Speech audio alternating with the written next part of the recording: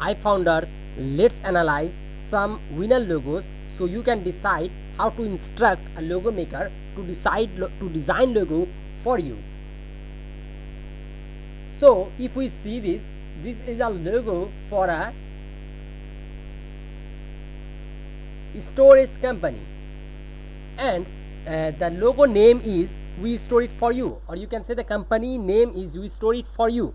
So let's see how this logo connects with the company name and company brand, company category. Let's see.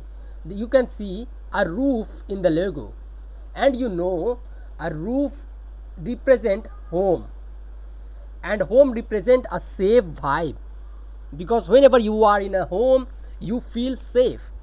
So if we connect the name with the icon, we can see this means we store it safely for you. So you can see that how meaningful a logo can be. If you need a logo for your brand, you can comment us. Remember, this is the logo of other designers. We just explained how a design connects with your brand.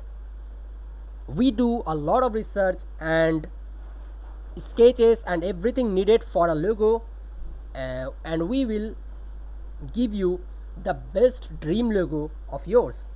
Thank you so much for watching this video. Please comment if you need any logo design. Thank you.